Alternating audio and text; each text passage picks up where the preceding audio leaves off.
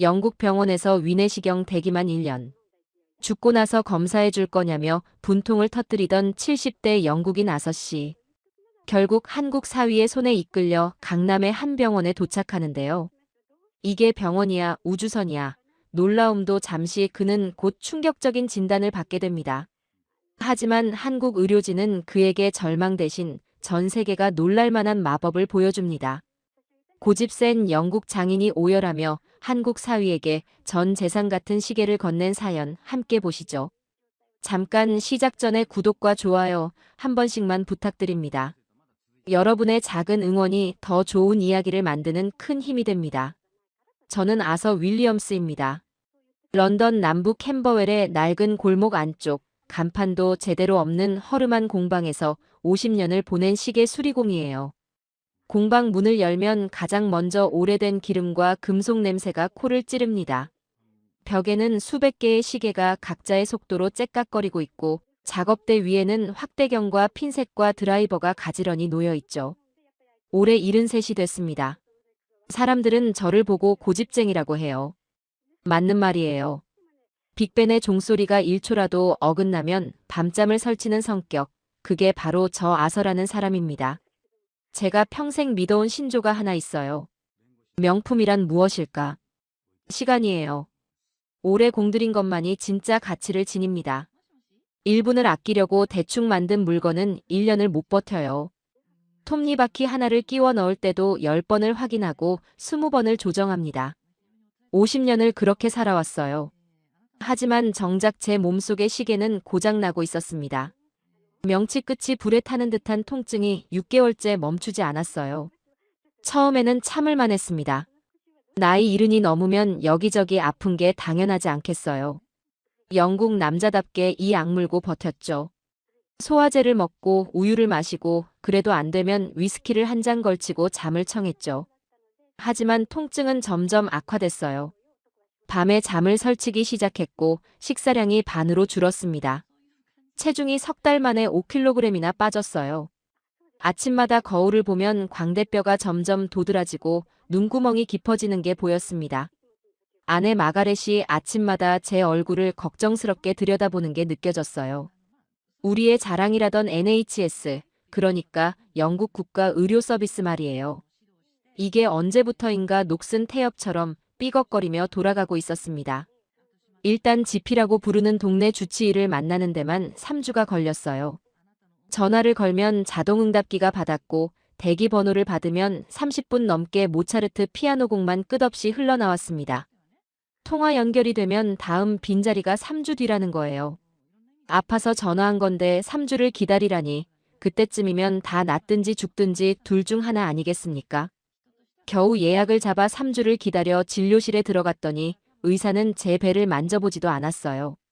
컴퓨터 화면만 들여다보며 제 증상을 타이핑하더니 진통제 처방전 한 장을 출력해서 내밀었습니다.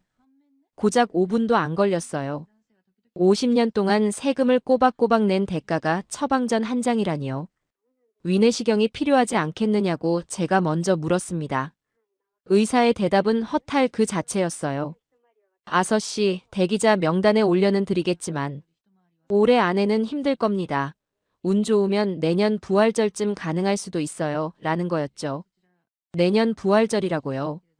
지금 배가 불에 타는 것 같은데 1년을 기다리라니요. 저는 의사의 멱살이라도 잡고 싶었지만 영국 신사의 체면이 있으니 꾹 참았습니다. 대신 진료실 문을 잇는 힘껏 3개 닫고 나왔어요. 복도에서 다음 차례를 기다리던 할머니가 깜짝 놀라 쳐다봤습니다. 집에 돌아와서 식탁에 앉았는데 통증 때문에 숟가락을 쥔 손에 힘이 풀려 숟가락이 바닥에 떨어졌어요. 아내 마가렛이 심각한 표정으로 태블릿 PC를 꺼내 들었습니다. 마가렛은 제 옆에서 50년을 함께한 사람이에요. 저보다 2살 어리지만 저보다 100배는 현실적이고 1000배는 단호한 여자죠. 그녀가 화상 통화를 걸었어요. 화면 속에 낯익은 얼굴이 떠올랐습니다. 한국에 있는 사위 기훈이었어요. 기훈이라는 청년은 우리 딸 엠마가 런던 유학 시절에 만난 한국인 건축가입니다. 처음 사위 인사를 왔을 때 저는 솔직히 마음에 안 들었어요. 말수가 적고 표정이 없고 무뚝뚝했습니다. 영국식 유머를 던져도 반응이 제로였죠. 하지만 마가렛은 처음부터 기운을 마음에 들어 했어요. 성실하고 약속을 칼같이 지키고 무엇보다 엠마를 진심으로 아끼는 게 보인다면서요. 저만 여전히 마뜩잖았던 겁니다. 화면 속의 기운이 말했어요. 장인어른, 비행기 표 끊었습니다. 이번 주말에 들어오세요. 한국에서 검사 받으시죠. 저는 펄쩍 뛰었습니다. 내가 그 먼 나라까지 가서 검사를 받으라고요. 배가 아파서 죽을 것 같은데 12시간 비행기를 어떻게 탑니까? 그런데 마가렛은 이미 침실에서 여행 가방을 꺼내고 있었어요. 여보, 당신 친구 토마스 기억나요? 라고 마가렛이 말했습니다. 저와 같은 거리에서 50년을 이웃하며 살았던 친구 토마스요. 매주 금요일이면 동네 펍에서 기네스를 마시던 사이였어요. 그 친구가 저와 똑같은 증상으로 위내시경 대기 명단에 올라 있었는데 검사 날짜가 오기도 전에 지난달에 장례를 치렀습니다. 위암 3기였대요. 조금만 일찍 발견했으면 살 수 있었는데 대기 명단 위에서 암이 온몸으로 퍼져버린 거예요. 당신도 그렇게 보낼 순 없어요. 기훈이가 다 준비했답니다. 잔말 말고 따라와요. 아내의 눈빛은 제가 시계를 수리할 때보다 더 단호했습니다. 토마스의 이름이 나오자 가슴이 철렁했어요. 장례식장 관 속에 누워있던 토마스의 창백한 얼굴이 선명하게 떠올랐습니다. 뺨이 움푹 패이고 눈이 감긴 채 누워있던 그 모습. 불과 석 달 전까지만 해도 펍에서 농담을 주고받으며 웃던 친구가 관 속에 있었어요. 마지막으로 펍에서 만났을 때 그가 배를 움켜쥐며 했던 말이 귓전에 울렸습니다. 아서, 나 좀 이상해. 배가 맨날 아파. 그때 제가 뭐라고 했는지 아세요? 한 잔 더 마셔. 술이 약이야. 그 말이 지금 비수가 되어 가슴을 찌릅니다. 만약 그때 제가 병원에 가라고 했더라도 어차피 1년을 기다렸겠죠. 결과는 같았을 겁니다. 저는 한숨을 길게 내쉬며 여권과 약통을 챙겼어요. 손목에 시계를 한번 내려다봤습니다. 제 분신이나 다름없는 이 오래된 기계식 시계가 저처럼 째깍째깍 힘겹게 돌아가고 있었어요. 한국행. 그것은 제 의지가 아니라 아내와 사위 두 사람의 합작품이었습니다. 이 고집 센 영국 노인을 움직이려면 그 정도의 공모는 필요했던 거겠죠. 인천행 비행기 안에서 저는 창밖의 구름을 보며 생각했어요. 한국이라. 빨리빨리의 나라. 대충대충의 나라. 50년간 정밀함과 인내로 먹고 살아온 영국 장인이 그런 나라에서 목숨을 맡기고 검사를 받는다니 참 아이러니합니다. 옆자리의 마가렛은 이미 한국 드라마를 틀어놓고 푹 빠져 있었어요. 저만 불안한 겁니다. 12시간의 비행은 고역이었어요. 좁은 좌석에서 배를 움켜쥐고 끙끙대며 잠을 설쳤습니다. 마가렛은 옆에서 한국 드라마를 3편이나 보면서 가끔 눈물을 훔치고 있었어요. 인천공항에 내리자마자 느낀 건 현기증이었습니다. 모든 게 빨랐어요. 입국 심사대에 줄을 섰는데 줄이 길어 보여서 마음속으로 한숨을 쉬었습니다. 그런데 제 차례가 오기까지 고작 8분이 걸렸어요. 줄이 움직이는 속도가 런던과는 차원이 달랐습니다. 런던 히드로 공항이었으면 1시간은 좋게 서 있어야 했거든요. 심사관이 제 여권을 확인하고 도장을 찍는데 10초도 안 걸렸어요. 짐 찾는 것도 마찬가지였습니다. 컨베이어 벨트에 짐이 돌기 시작한 게 입국장을 빠져나오자마자였어요. 제 낡은 캐리어가 벌써 빙빙 돌고 있었습니다. 히드로에서는 짐을 찾으려면 최소 40분은 멍하니 서서 기다려야 했거든요. 마가렛이 환하게 웃으며 말했어요. 어머, 여기는 공항도 빠르네. 마중 나온 사위 기훈은 도착 게이트 앞에 벌써 서 있었어요. 양복은 아니었지만 깔끔한 차림이었고 제 캐리어를 받아들며 짧게 목례했습니다. 피곤하시죠? 바로 모시겠습니다. 그게 전부였어요. 영국이었으면 안부를 물어보고 날씨 이야기를 하고 비행은 어땠느냐고 한참을 떠들었을 텐데요. 이 사위는 말보다 행동이 앞서는 사람이에요. 짐을 반으로 나눠 양손에 들고 성큼성큼 앞장섰습니다. 주차장으로 향하는 길, 공항 내부가 제 눈에 들어왔어요. 바닥은 대리석이 깔려 있었고 천장에는 비행기 날개를 형상화한 거대한 조형물이 매달려 있었습니다. 면세점의 조명은 파리 백화점 못지않았어요. 화장실에 잠깐 들렀는데 세면대 옆에 칫솔과 가글과 핸드크림이 비치되어 있었습니다. 공항 화장실에 칫솔과 핸드크림이라니요. 변기마다 비데가 달려 있었고 송건조기는 3초 만에 물기를 날려버렸어요. 런던 히드로 공항 화장실에서는 휴지가 떨어져 있는 날이 더 많았는데 말이에요. 기운에 차는 소음 하나 없이 서울 도심을 질주했습니다. 전기차였어요. 엔진 소리가 없으니 도시의 소음이 더 또렷하게 들렸습니다. 경적 소리, 공사장 소리, 사람들의 발걸음 소리. 모든 소리가 빠르게 지나갔어요. 저는 차창 밖으로 보이는 풍경에 혀를 내둘렀습니다. 고층 빌딩이 빽빽하게 들어서 있었고 도로는 깨끗했고 신호등이 바뀌자마자 사람들은 일제히 빠른 걸음으로 횡단보도를 건넜어요.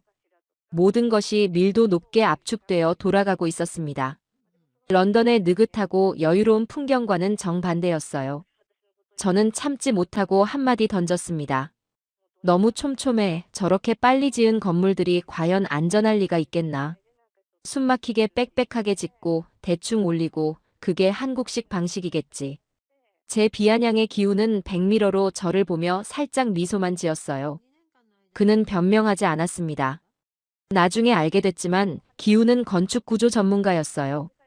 제가 대충이라고 비꼰 그 건물들의 내진 설계와 구조 안전성을 검토하는 게 바로 그의 직업이었습니다. 하지만 그때 저는 그 사실을 몰랐어요. 다음 날 아침 8시 강남의 한 대형 건강검진센터 앞에 섰어요. 아침부터 기훈이 정장을 입고 차를 몰았습니다. 장인어른 첫 방문이니 자기도 함께 가겠다고요.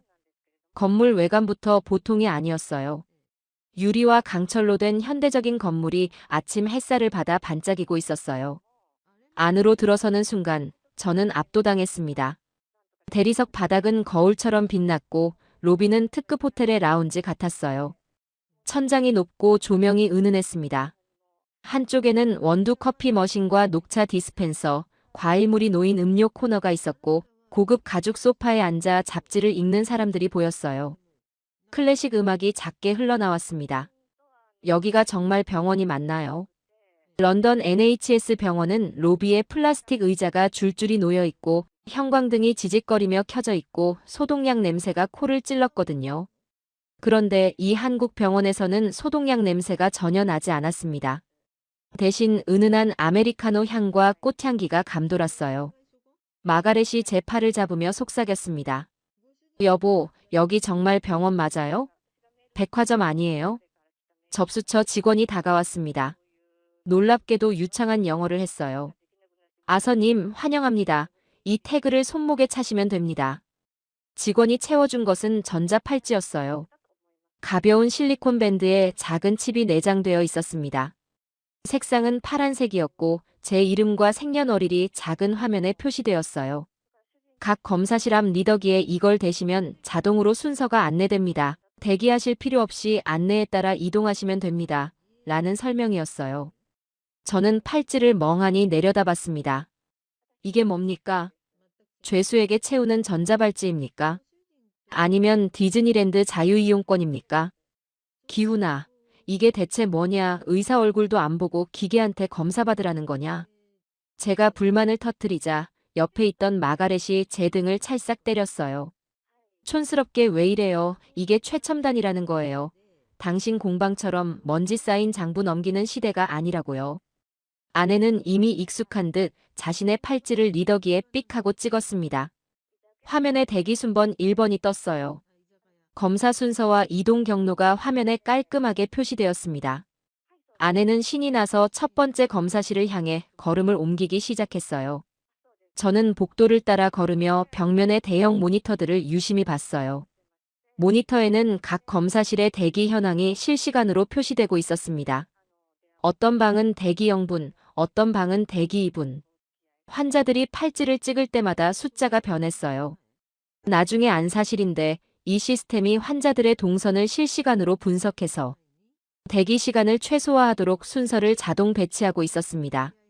어떤 검사실이 비면 즉시 다음 환자를 보내고 환자의 검사 순서를 효율적으로 재배치해서 병원 전체의 흐름을 최적화하는 거예요. 병원 전체가 하나의 거대한 시계처럼 정밀하게 맞물려 돌아가고 있었던 겁니다. 50년간 시계의 톱니바퀴를 맞춰온 저도 이런 수준의 정밀한 시스템은 처음 봤어요. 하지만 그때의 저는 그 사실을 전혀 몰랐고 그저 불안하고 짜증스럽기만 했습니다.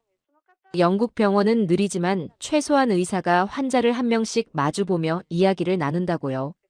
이 나라는 사람을 물건처럼 바코드 찍어 처리하나 봅니다. 그게 그때 저의 솔직한 생각이었어요. 검사가 시작됐습니다. 저는 거대한 시계의 부품이 된 기분이었어요. 탈의실 문조차 제 팔찌를 인식해 자동으로 열렸습니다. 쉭 하는 소리와 함께 문이 옆으로 미끄러졌어요. 공상과학 영화에 나오는 우주선 문 같았습니다. 안에 들어가니 개인 로커가 배정되어 있었고 제 이름이 적힌 검진 가운이 비닐 포장까지 되어 깔끔하게 개켜져 준비되어 있었어요. 슬리퍼까지 새 것이었습니다. 옷을 갈아입고 나오자마자 바닥에 그려진 파란색 선이 저를 다음 목적지로 안내했어요. 벽면의 작은 화면에 아서 님 기초검사실 오른쪽입니다. 라는 안내가 떴습니다. 이건 기계 음성이 아니었어요. 화면 아래에서 놀랍도록 상냥한 간호사가 미소를 지으며 저를 맞았습니다. 아서님, 이쪽으로 오세요. 그 미소가 너무 밝아서 병원에 온 건지 5성급 호텔에 체크인한 건지 순간 헷갈렸어요. 체열은 순식간이었습니다. 따끔합니다. 라는 말을 듣기도 전에 이미 바늘이 빠져 있었어요. 간호사의 손놀림은 마치 마술사 같았습니다. 혈관을 찾는데 1초, 고무줄을 묶고 바늘을 꽂는데 2초, 피를 뽑는데 3초. 체혈관 3개를 채우는데 걸린 시간이 총 15초였어요. 지혈밴드를 붙여주며 간호사가 미소를 지었습니다. 끝났습니다. 아서님, 혈관이 아주 좋으세요. 영국에서는 체열 한 번에 간호사가 제 팔뚝을 5번이나 찔러댄 적이 있었거든요.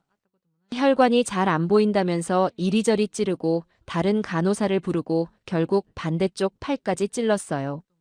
그때 양쪽 팔이 멍투성이가 됐었는데 이 한국 간호사는 바늘 자국조차 찾기 힘들 정도로 깔끔하게 끝냈습니다. 돌아서니 바로 흉부 엑스레이실이었습니다. 팔찌를 리더기에 대자 문이 열렸어요. 기사가 자세를 잡아주더니 숨을 들이마시고 참으라고 했습니다. 찰칵. 끝났습니다. 하란다. 촬영 3초. 이게 제대로 찍히긴 한 건가 싶을 정도로 빨랐어요. 다음은 복부 초음파였어요. 침대에 눕자 따뜻한 젤을 배에 바르고 프로브를 부드럽게 대더니 옆에 놓인 대형 모니터 화면에 제 내장이 실시간으로 나타났습니다. 흑백 영상이었지만 놀랍도록 선명했어요. 간, 담낭, 췌장, 비장, 신장. 의사가 하나하나 꼼꼼히 확인하면서 영어로 이상 없습니다. 라고 즉석에서 알려줬어요. 영국에서는 초음파 결과를 듣기까지 일주일을 기다려야 했거든요. 여기서는 검사하면서 바로 결과를 알려줍니다. 그 다음은 안압 검사였습니다. 기계 앞에 턱을 대자 바람이 눈에 퍽 하고 불었어요. 2초 만에 끝났습니다. 그 다음은 청력 검사. 방음실에 들어가 헤드폰을 쓰고 삐 소리가 들리면 버튼을 눌렀어요. 3분이면 끝이었습니다. 그 다음은 폐 기능 검사, 심전도, 골밀도 측정. 한 검사가 끝나면 바로 다음 검사실 문이 열렸어요. 기다리는 시간이 말 그대로 0이었습니다. 복도를 걸어가는 그 20초가 곧 대기 시간의 전부였어요.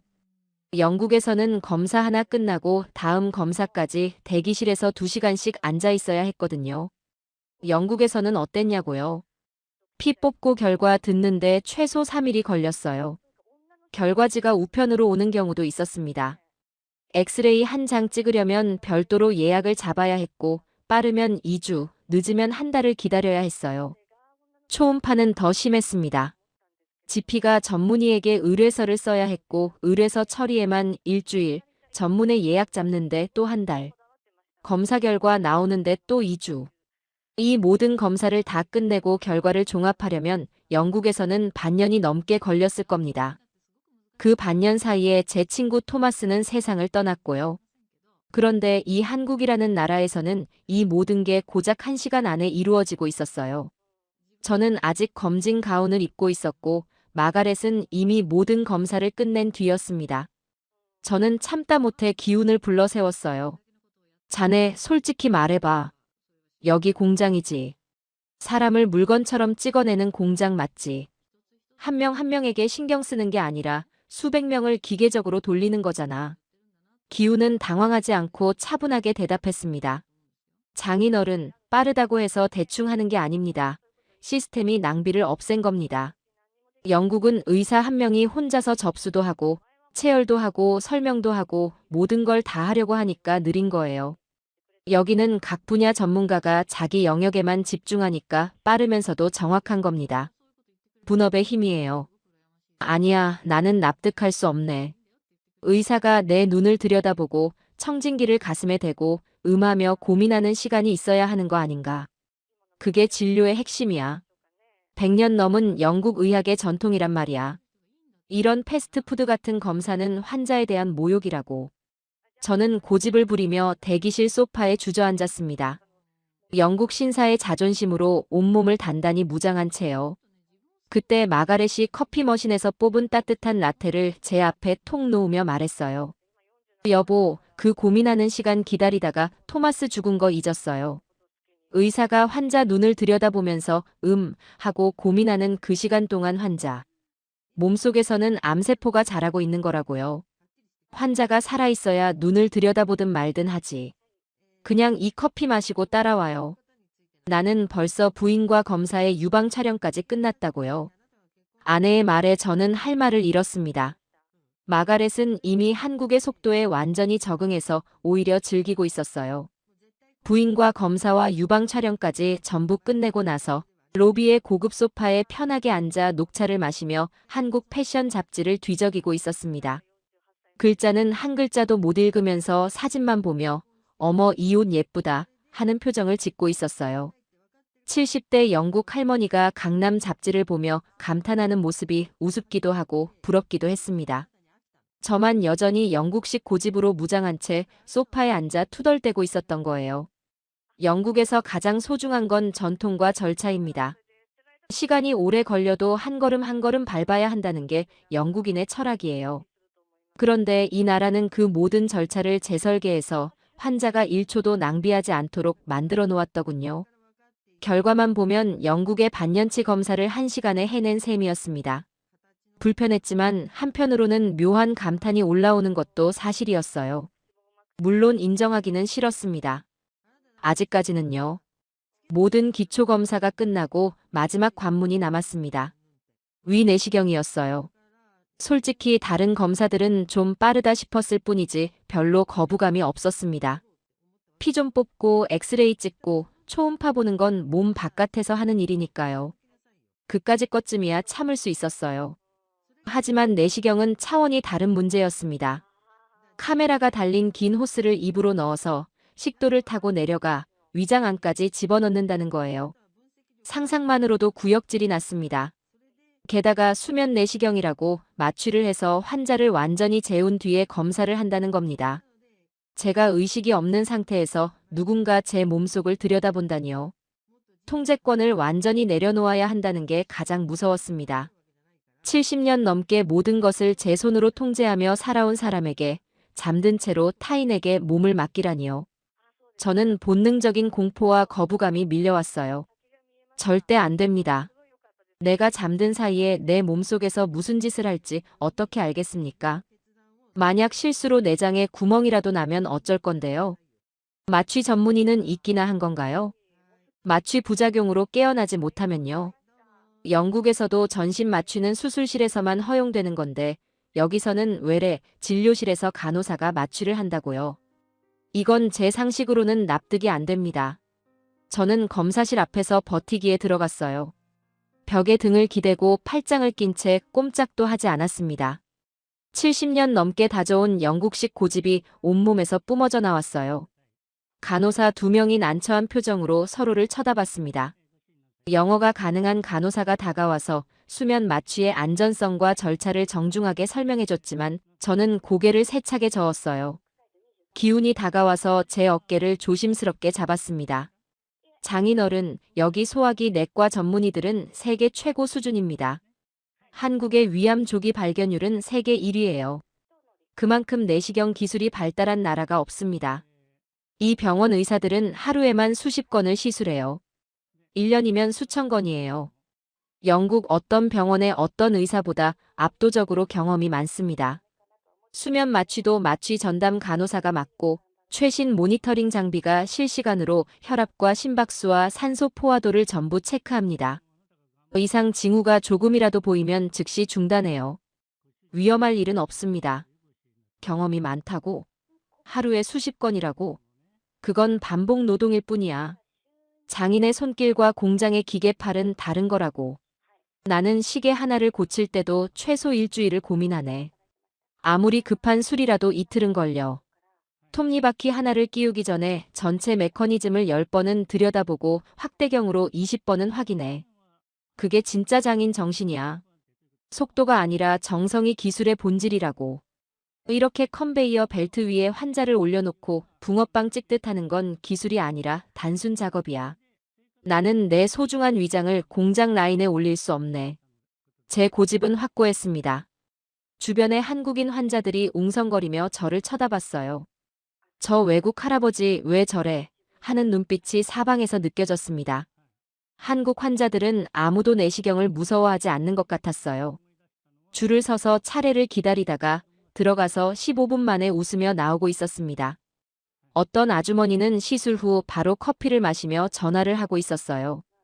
그런 사람들 틈에서 검진 가운을 입고 복도 한가운데 떡하니 서서 팔짱을 끼고 버티는 백발의 영국 노인. 꽤나 우스꽝스럽고 민망한 장면이었겠죠. 얼굴이 화끈거렸지만 제 소중한 생명을 담보로 도박할 수는 없었어요. 그때 검사실 안쪽 문이 열리고 젊은 의사가 걸어 나왔어요. 수술복 위에 흰 가운을 걸치고 있었습니다. 나이는 30 후반에서 40 초반쯤으로 보였어요. 눈 밑에 다크서클이 짙었고 피로한 기색이 역력했습니다. 방금 전 환자의 시술을 마치고 나온 게 분명했어요. 하지만 눈빛만큼은 달랐습니다. 날카롭고 깊고 흔들림이 없었어요. 저를 똑바로 바라보는 그 눈빛의 순간 움찔했습니다. 그는 유창한 영어로 제게 말을 걸었어요. 미스터 아서. 당신은 시계 장인이시라고 들었습니다. 그렇다면 잘 아시겠죠. 시계는 고장 나도 부품을 갈아 끼우면 다시 돌아갑니다. 1년 뒤에 고쳐도 시계는 괜찮아요. 하지만 당신의 위장은 부품을 갈아 끼울 수 없습니다. 지금 이 순간에도 당신의 위벽에서 무슨 일이 벌어지고 있을지 모릅니다. 1분 1초가 급할 수도 있어요. 제 손은 기계보다 빠르고 정확합니다. 당신이 잠든 15분, 제 인생을 걸고 집중하겠습니다. 제 경력 12년, 2만 건이 넘는 시술 경험을 모두 당신 한 사람의 15분에 집중하겠습니다. 단 1mm도 놓치지 않겠습니다. 저는 무의식적으로 그의 손을 봤어요. 직업병이죠. 50년간 수천 개의 시계를 만져온 저는 사람의 손만 봐도 그 사람이 어떤 일을 하는지 알 수 있습니다. 의사의 손은 깨끗하고 매끈했어요. 거친 굳은 살 하나 없었습니다. 하지만 손톱은 짧고 정밀하게 다듬어져 있었고 손가락 마디마디가 균형 잡혀 있었어요.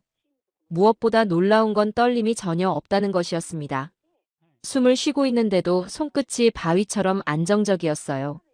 커피를 하루 5잔 마시는 저도 저 정도의 안정감은 낼 수 없습니다. 제가 핀셋으로 0.1mm짜리 톱니바퀴를 다루듯이 저 손은 내시경 끝에 미세한 도구를 밀리미터 단위로 조작하는데 단련된 손이었습니다. 12년간 2만 번의 반복이 만들어낸 손이었어요. 그것은 장인의 손이었어요. 분야는 다르지만 저와 같은 부류의 사람이 가진 손이었습니다.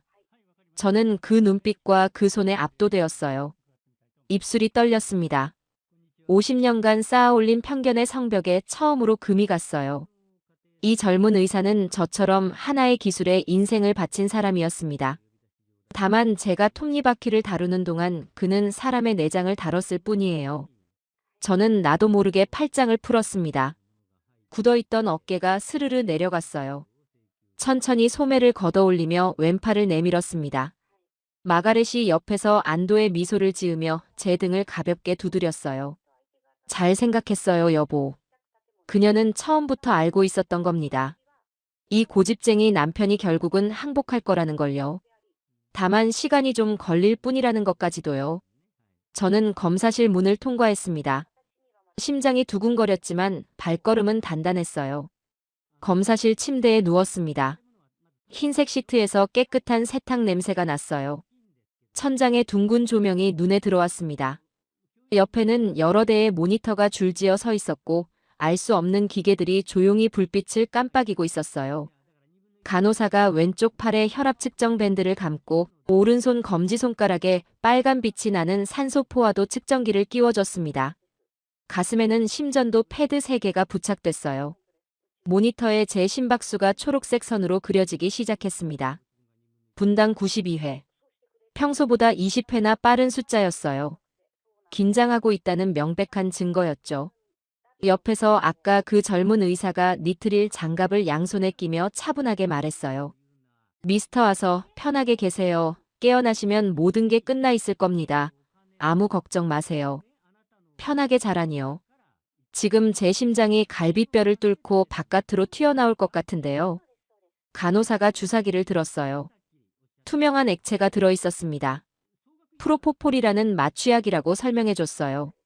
팔에 꽂힌 수액줄을 통해 약이 천천히 흘러들어갔습니다. 약이 들어갑니다. 하나, 둘. 간호사가 부드러운 목소리로 세기 시작했어요. 저도 속으로 따라 셌습니다. 하나, 둘, 셋. 넷까지 세지 못했어요.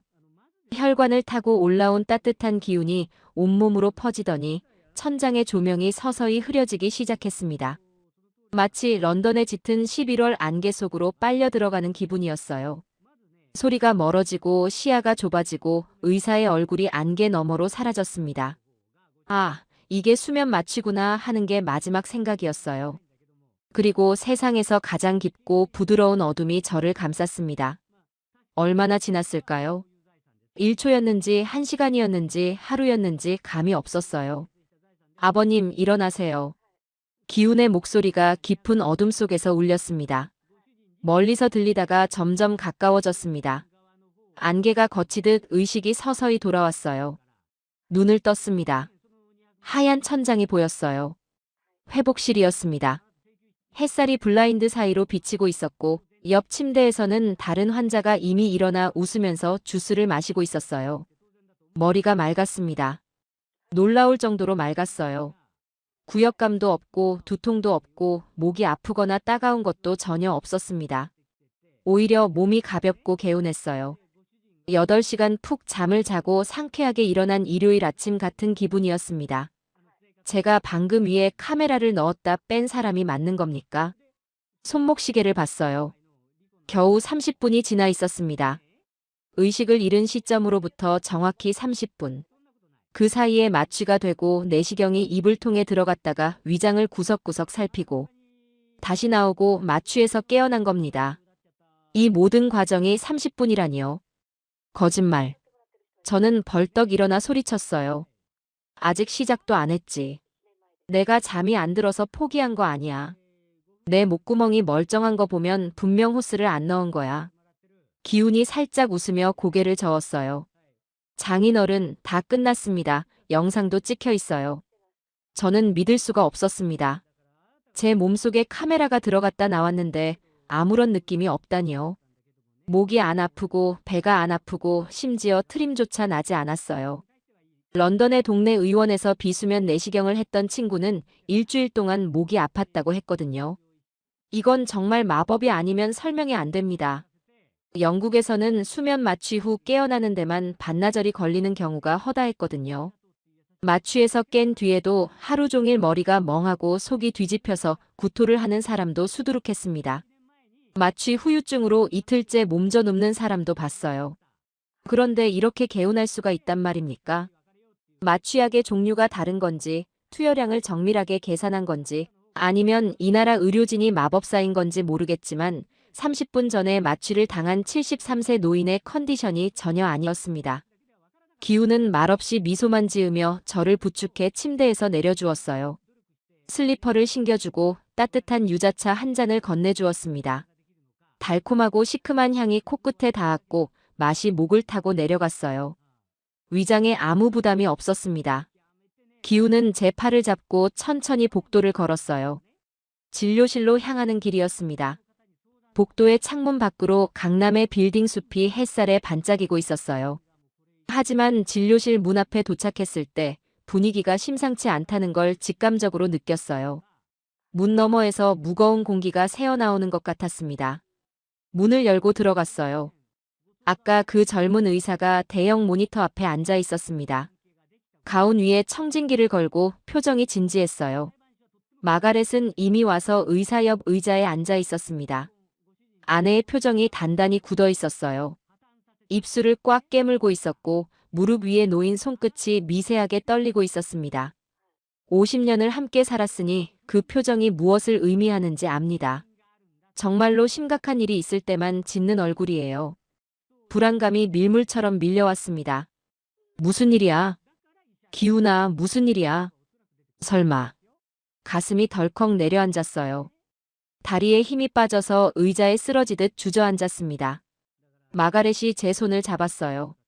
손이 차갑고 축축했습니다. 눈가가 빨갛게 물들어 있었어요. 의사가 모니터 화면을 가리켰습니다.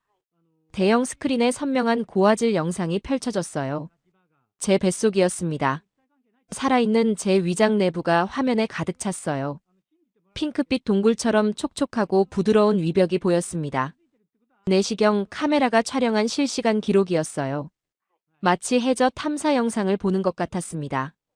제 몸속에 이런 세계가 있었다니 신기하면서도 기묘한 기분이었어요. 처음에는 건강한 점막이 매끈하고 반들반들하게 이어져 있었습니다. 이상 없어 보였어요. 핑크빛 점막이 건강하게 빛나고 있었습니다. 하지만 카메라가 위장 한쪽 구석으로 천천히 이동하자 뭔가가 보이기 시작했어요. 위장벽 한 구석에 작고 쭈글쭈글하게 솟아오른 덩어리. 주변 점막과는 분명히 다른 색깔과 울퉁불퉁한 질감을 가진 불길한 돌기가 또렷이 찍혀 있었습니다. 의사가 마우스를 클릭해 그 부분을 확대했어요. 화면이 커지면서 그 덩어리의 세부 모습이 선명하게 드러났습니다. 저는 제 몸속에서 소리 없이 자라고 있던 적의 얼굴을 난생 처음으로 마주했어요. 심장이 멈추는 것 같았습니다. 조기 위암입니다. 의사의 짧고 단호한 한마디가 제 머리를 강타했어요. 위암. 세 글자가 진료실 공기 중에 떠서 저를 무겁게 짓눌렀습니다. 그 순간 진료실의 모든 소리가 사라졌어요. 에어컨 소리도, 모니터의 윙윙거리는 소리도, 복도에서 들려오던 발자국 소리도 전부 멈춘 것 같았습니다. 시간이 멈춰버린 것 같았어요. 오로지 위암이라는 두 글자만 제 귀에서 끊임없이 메아리 쳤습니다. 암이라는 단어 앞에서 인간은 한없이 작아지는 법이에요. 70년 넘게 쌓아온 자존심도, 영국 신사의 체면도, 시계장인의 고집도, 그 모든 것이 한순간에 유리 깨지듯 와르르 무너졌습니다. 온몸에서 힘이 빠져나갔어요. 다리가 풀려 주저앉을 뻔했습니다. 옆에서 기훈이 재빨리 제 팔꿈치와 어깨를 양손으로 잡아 지탱해줬어요. 그 무뚝뚝한 사위의 소나기 힘이 그토록 단단하게 느껴진 적은 처음이었습니다. 마가렛이 제 손을 꽉 쥐었어요. 아내의 손가락 마디마디가 새하얗게 질려 있었습니다. 입술을 깨물어 피가 맺힐 것 같았지만 눈물은 이미 볼을 타고 소리 없이 흘러내리고 있었어요. 토마스가 떠올랐어요. 위암 3기로 세상을 떠난 친구. 같은 병이었습니다. 토마스도 제 나이쯤에 배가 아프다고 했었죠. 같은 증상, 같은 병, 같은 시작이었어요. 그리고 지금 그는 캠버웰 공동묘지의 차가운 흙 속에 잠들어 있습니다. 내가 토마스와 같은 길을 가게 되는 건가? 마가렛은 과부가 되는 건가? 딸 엠마에게 뭐라고 전해야 하나? 공방은 누가 맡나? 남은 시간이 얼마나 될까? 항암 치료를 받으면 머리카락이 빠지겠지. 온갖 비관적인 생각이 폭포수처럼 머릿속으로 쏟아져 내렸어요. 진료실 벽이 사방에서 좁혀오는 것 같았습니다. 숨이 턱 막혔어요. 하지만 의사의 다음 말이 제 귀에 꽂혔습니다. 하지만 걱정하지 마십시오, 미스터 아서. 의사가 마우스를 클릭했어요. 모니터 화면이 전환됐습니다. 방금 전 보여줬던 그 쭈글쭈글한 덩어리가 있던 자리가 화면에 나타났어요. 그런데 이상했습니다. 덩어리가 없었어요. 아까 분명 있었던 그 불길한 덩어리가 사라져 있었습니다. 대신 그 자리가 깨끗하게 도려내져 있었고 작은 금속 클립 같은 것으로 정교하게 봉합되어 있었어요. 마치 수성공이 찢어진 천을 능숙하게 꿰맨 것처럼 깔끔했습니다. 도려낸 경계선이 매끄럽고 정확했어요. 정상 점막에는 손대지 않고 오직 암 조직만을 정밀하게 벗겨낸 것이 화면에서도 선명히 보였습니다. 검사 도중에 발견 즉시 ESD로 제거했습니다. 의사가 차분하게 설명했어요. ESD라는 건 내시경 점막하 박리술이라는 거래요. 쉽게 말하면 내시경 끝에 달린 아주 작은 전기칼로 암 조직을 점막 아래층까지 깨끗이 벗겨내는 시술입니다. 마치 사과 표면의 상처 부위만 과도로 정밀하게 도려내는 것과 비슷해요. 배를 가르는 개복 수술 없이 입으로 넣은 내시경 하나로 전부 해결한 겁니다. 다행히 뿌리가 깊지 않아서 점막층에만 국한되어 있었고 주변 림프절로의 전이도 없어 보입니다. 조직 검사 최종 결과는 며칠 뒤에 나오지만 육안상으로는 완벽하게 제거됐습니다. 저는 제 귀를 의심했어요. 머릿속이 하얘졌습니다. 제거했다고요? 지금이요? 제가 잠든 30분 사이에요. 잠깐만요. 제가 잠들어 있던 그 시간에 암을 잘라낸 거란 말입니까? 네, 따로 수술 날짜를 잡으시면 그 사이에 암이 더 자랄 수도 있고 다시 금식하고 입원하고 마취하고 하는 번거로움이 있으니까요. 발견 즉시 처치하는 게 환자에게 가장 좋습니다. 이게 우리 한국의 표준 프로토콜입니다. 우리는 환자를 2번 재우지 않습니다. 의사는 담담하게 말했지만 그 말 속에는 엄청난 자신감과 환자에 대한 책임감이 함께 담겨 있었어요. 잠깐 정리를 해봤습니다. 제 머리로 차근차근 계산을 해봤어요. 만약 영국에 그대로 있었다면 어떻게 됐을까요? 먼저 위내시경 검사 대기가 최소 1년. 운이 좋아야 1년이에요. 운이 나쁘면 1년 반도 걸립니다. 검사를 해서 암이 발견되면 결과 통보까지 2주. 그 다음 암 전문의에게 의뢰를 넣으면 또 1달 대기. 전문의를 만나서 수술 날짜를 잡으면 또 23개월 대기.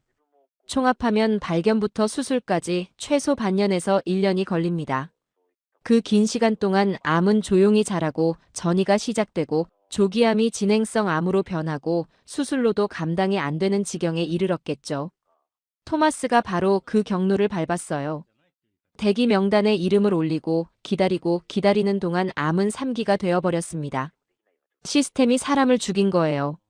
천천히 조용히요. 그런데 이 한국이라는 나라에서는 오늘 아침에 병원에 도착해서 오전에 검사를 받고 암을 발견하고 발견한 그 자리에서 바로 제거까지 끝낸 겁니다. 하루 만에요. 아니, 정확히 따지면 15분이에요. 제가 편하게 잠든 사이에 의사가 모든 전쟁을 끝내버린 겁니다. 1년을 기다려야 하는 나라에서 온 사람이 15분 만에 암이 제거된 나라에 와 있었어요. 같은 지구 위에 사는 사람인데 이 차이를 도대체 어떻게 설명할 수 있겠습니까? 저는 의사의 손을 다시 한번 바라봤어요. 아까 제가 잠들기 전에 본 그 손. 굳은 살 하나 없이 깨끗하지만 떨림이 전혀 없었던 바로 그 손이 제가 잠든 짧은 시간 동안 밀리미터 단위의 정밀한 작업을 해낸 겁니다.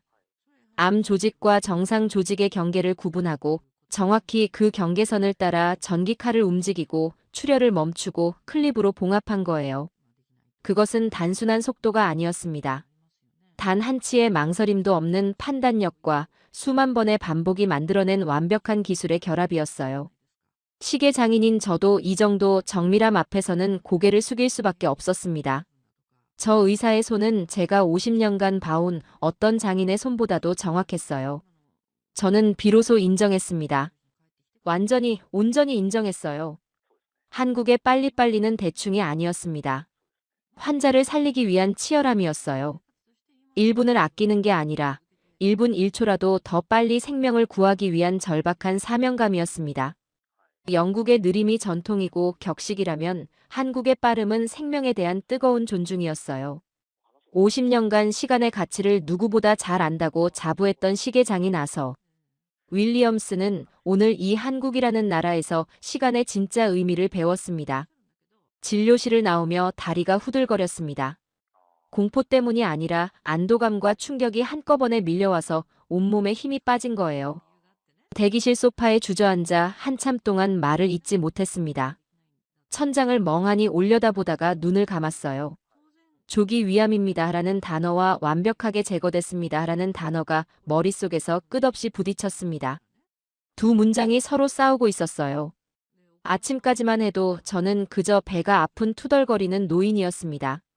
점심때는 암 환자가 되었고 오후에는 암을 이긴 사람이 되어 있었어요. 하루 만에 인생이 3번이나 뒤집힌 겁니다.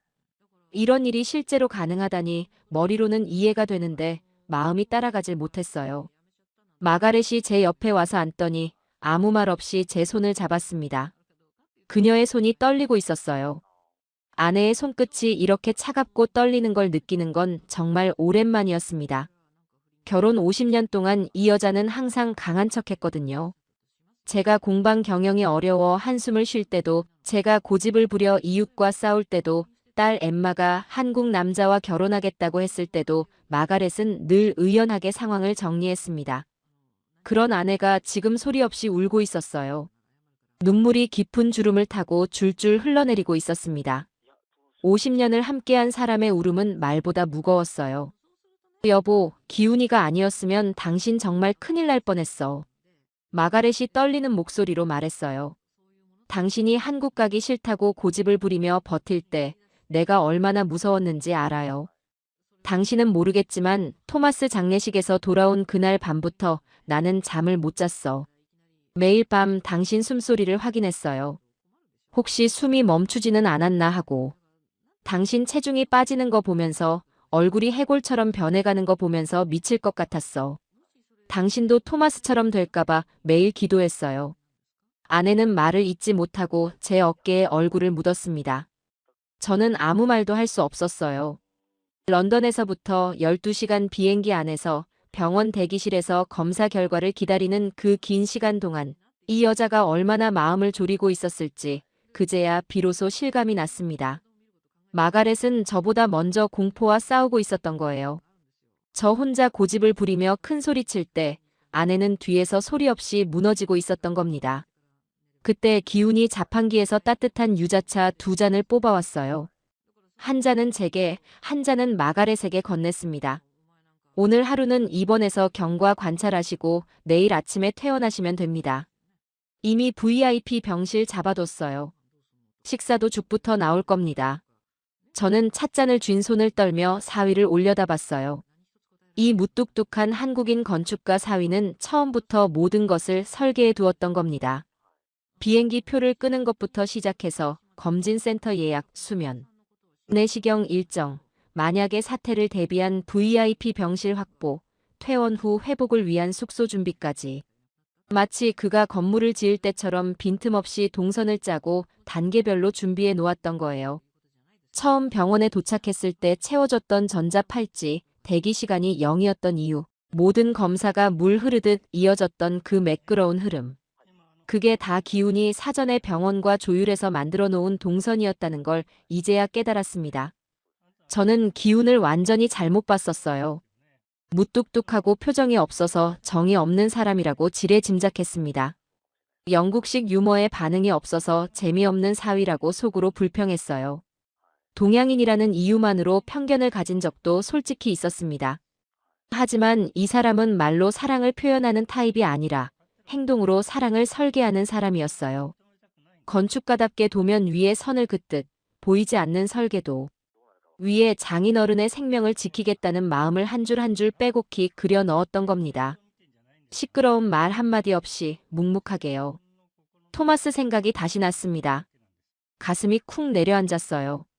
토마스에게는 한국인 사위가 없었습니다. 기훈 같은 사람이 옆에 없었어요. 배가 아프다고, 검사를 받고 싶다고. 아무리 외쳐도 NHS 시스템은 대기 명단에 이름이나 올리라고 할 뿐이었습니다. 기다리고 기다리고 또 기다리는 사이에 암은 조용히 온몸으로 퍼졌어요. 그리고 토마스는 떠났습니다. 만약 그 친구에게도 기훈 같은 사위가 있었다면, 한국이라는 나라의 의료 수준을 알고 있었다면, 비행기 한 번만 탔더라면, 지금쯤 캠버웰의 오래된 펍에서 저와 나란히 앉아 기네스를 마시며 농담을 주고받고 있었을 거예요. 그 생각에 코끝이 시큰해지더니 눈물이 주르르 흘러내렸습니다. 미안하다 토마스. 내가 알았더라면 너한테도 말해줬을 텐데. 병실에 들어갔어요. 1인실이었습니다. 영국 NHS 병원에서 겪었던 6인실과는 차원이 다른 공간이었어요. NHS 병원이라면 커튼 하나로 칸막이를 치고 옆 환자의 콧소리를 들으며 밤을 새워야 했을 겁니다. 하지만 여기는 넓은 침대에 깨끗한 이불, 큰 창문 너머로 강남의 화려한 야경이 보석처럼 반짝이고 있었어요. 벽에 걸린 대형 TV에서는 한국 예능 프로그램이 나오고 있었는데 출연자들이 떠들썩하게 웃고 있었습니다. 무슨 말인지 하나도 못 알아듣겠지만 그 웃음소리가 묘하게 위안이 됐어요. 간호사가 들어와 혈압을 재고 체온을 확인하더니 밝은 미소를 지으며 나갔습니다. 영어가 서툴렀지만 손짓과 표정으로 괜찮으시다라는 메시지를 전해줬어요. 따뜻한 사람이었습니다. 몇 분 뒤에 죽 한 그릇과 반찬이 정갈하게 차려져 들어왔어요. 참기름 향이 코끝을 간지렸습니다. 한 숟가락 떠서 입에 넣었더니 따뜻하고 부드러운 맛이 빈 위장을 포근하게 감싸 안았어요. 이 한 그릇의 죽에도 환자를 배려하는 마음이 담겨 있다는 게 느껴졌습니다. 눈물이 핑 돌았어요. 배가 아파서가 아니라 너무 고마워서 나오는 눈물이었습니다. 마가렛이 제 옆 보조 침대에 누우며 말했어요. 여보, 기훈이한테 고맙다는 말 제대로 해야 하지 않아요? 저는 강남의 야경이 보이는 창문을 바라보며 대답했습니다. 고맙다는 말만으로는 턱없이 부족해. 아직 어떻게 표현해야 할지 정리가 안 돼. 하지만 마음속에서는 이미 결심이 서고 있었어요. 제가 이 세상에서 가장 아끼는 것, 50년 인생의 분신과도 같은 그것을 기훈에게 줘야 한다는 확신이 굳어지고 있었습니다. 퇴원하는 날 아침, 의사가 병실로 찾아왔어요. 어제 시술했던 그 젊은 의사였습니다. 하얀 가운 위에 청진기를 걸고 손에는 서류 봉투를 들고 있었어요. 조직 검사 최종 결과가 나왔습니다. 점막 내에 국한된 고부나 선암, 가장 초기 단계입니다. 절제면도 깨끗하고 림프혈관 침범 소견도 없습니다. 추가 항암 치료나 수술 없이 정기 검진만 받으시면 됩니다. 축하드려요. 그 말을 듣는 순간 온몸의 긴장이 한꺼번에 풀렸어요. 저는 의사의 손을 잡고 한참을 놓지 못했습니다. 이 젊은 의사의 손이 제 생명을 구한 겁니다. 고맙다는 말을 하려는데 목이 막혀서 소리가 안 나왔어요. 대신 고개를 깊이 숙였습니다. 영국 신사가 누군가에게 고개를 숙이는 일은 평생에 한두 번 있을까 말까인데 그날은 자연스러웠어요. 아니, 숙이지 않고는 베길 수가 없었습니다. 마가렛은 벌써 짐을 다 싸놓고 환하게 웃고 있었어요. 여보, 인천공항 면세점에서 화장품 좀 사도 되지요? 이 여자는 남편의 암이 사라지자마자 쇼핑 생각부터 하는 겁니다. 하지만 그게 마가렛이에요. 강인하고 현실적이고 어떤 상황에서도 일상으로 돌아갈 줄 아는 사람. 어젯밤에 울던 그 여자가 오늘은 벌써 쇼핑 목록을 적고 있었어요. 저는 피식 웃으며 고개를 끄덕였습니다. 마음껏 사렴. 오늘만큼은 뭘 사든 잔소리 안 할게. 공항으로 가는 차 안에서 기훈이 운전석에 앉아 조용히 핸들을 돌렸습니다. 라디오에서 한국 발라드가 흘러나오고 있었어요. 가사는 모르겠지만 멜로디가 따뜻했습니다. 뒷좌석에 앉은 저는 창밖을 보다가 제 왼쪽 손목을 내려다봤어요. 1952년에 제작된 기계식 시계가 묵직하게 채워져 있었습니다. 스위스제 무브먼트의 금도금 케이스. 제가 23세 공방을 열면서 첫 월급을 모아 산 시계예요. 당시 월급의 석 달치를 모아야 살 수 있었습니다. 아내 마가렛은 그 돈으로 차라리 가구를 사자고 했지만 저는 고집을 꺾지 않았어요. 그때부터 지금까지 50년 동안 직접 수리하고 관리해왔습니다. 톱니바퀴 하나하나를 제 손으로 분해하고 솜으로 닦고 기름을 치고 다시 조립한 게 셀 수 없이 많아요. 오차가 하루에 1초도 나지 않습니다. 50년간 단 한 번도 멈추지 않고 꾸준히 정확하게 돌아가는 제 자존심이자 분신이에요. 저는 그 시계를 천천히 풀었어요. 버클을 열고 가죽 밴드를 손목에서 벗기는데 5초도 안 걸렸지만 그 5초가 평생처럼 길게 느껴졌습니다. 손목에서 시계가 떨어지는 순간 팔목이 맨살처럼 허전했어요. 50년을 한시도 빼놓지 않고 차고 있던 물건이니까요. 시계를 손바닥 위에 올려놓고 잠시 바라봤어요. 째깍째깍 익숙한 소리가 조용한 차 안에 울렸습니다. 이 시계는 제 인생 그 자체였어요. 수천 개의 시계를 수리했지만 이 시계만큼은 특별합니다. 제 손때가 묻어있고 제 시간이 녹아있고 제 인생이 각인되어 있으니까요. 기훈아. 제가 불렀어요. 네, 장인어른. 기훈이 백미러로 저를 봤습니다. 잠깐 차 세울 수 있나? 기훈은 말없이 차를 갓길에 세웠어요. 저는 앞 좌석 사이로 손을 뻗어 기훈에게 시계를 내밀었습니다. 기훈의 눈이 커졌어요. 장인어른, 그건 장인어른의 시계잖아요. 왜 그러시는 겁니까? 이건 오차가 하루에 1초도 안 나는 시계야. 내가 50년을 바쳐 맞춘 시계지. 세상에서 이것보다 더 정확한 시계는 없다고 자부했어. 저는 잠시 숨을 고르고 떨리는 목소리로 말을 이었어요. 하지만 이번에 알았다. 너희 나라의 시간은 이 시계보다 더 가치 있더구나. 내 시계는 시간을 정확하게 재기만 할 뿐이야. 1초도 어긋나지 않는 게 이 시계의 자랑이지. 하지만 너희 나라의 의사들은 그 시간으로 사람의 목숨을 구했어. 내가 50년간 지킨 1초의 정밀함보다 그 젊은 의사가 15분 동안 해낸 일이 1000배는 더 값졌어. 15분이 1년보다 귀한 나라. 그게 바로 한국이더라. 차 안이 조용해졌어요. 기훈은 핸들을 잡은 채 한동안 움직이지 못했습니다. 옆 좌석의 마가렛이 환하게 미소 지으며 기훈의 어깨를 툭 쳤어요. 받아요, 김서방. 아버지가 줄 수 있는 최고의 훈장이에요. 이 양반이 50년 동안 목욕할 때도 안 빼던 시계를 남한테 주는 건 심장을 내어주는 것과 같은 거예요. 기훈은 잠시 망설이다가 두 손으로 시계를 조심스럽게 받았어요. 마치 갓 태어난 아기를 받아드는 것처럼 정성스러웠습니다. 손이 떨리고 있었어요. 평소에 감정 표현을 거의 하지 않던 그 무뚝뚝한 사위의 눈가가 붉게 젖어 있었습니다. 감사합니다, 장인어른. 평생 간직하겠습니다. 기훈의 목소리도 떨리고 있었어요.